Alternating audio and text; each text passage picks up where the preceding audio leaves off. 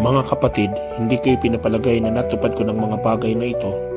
Ang ginagawa ko ngayon nililimot ang nakaraan at sinisikap na makamta ng nasa hinarap.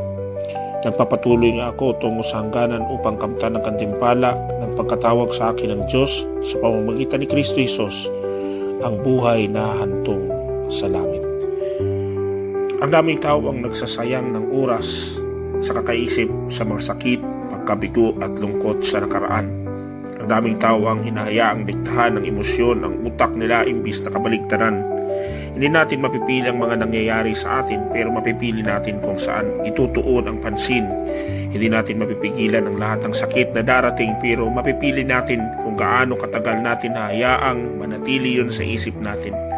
Hindi natin alam ang mangyayari bukas, pero alam ng Diyos, kaya nagtiwala si Pablo sa Diyos para gabayan siya. Kaya niya pinili na ituon ang pansin sa tawag ng Diyos kanya at pansinin. Pataas ang tawag ng Diyos. Ayaw ng Diyos na malugmok tayo sa kalungkutan at pag-asa.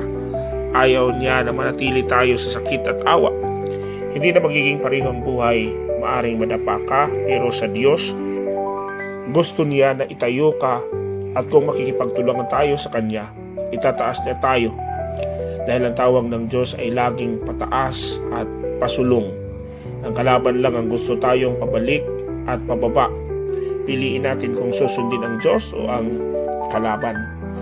Ang totoo, mahal ka ng Diyos, nilalang ka niya at napakaganda ng pagkagawa niya sa iyo. Nilalang ka niya at mahal ka niya at isinugod niya si Jesus para sa iyo. May plano at layunin ang Diyos para sa iyo at makikita natin ang plano niya habang lumilipas ang araw. Kung mamahalin at pagtitiwalaan, susundin natin siya.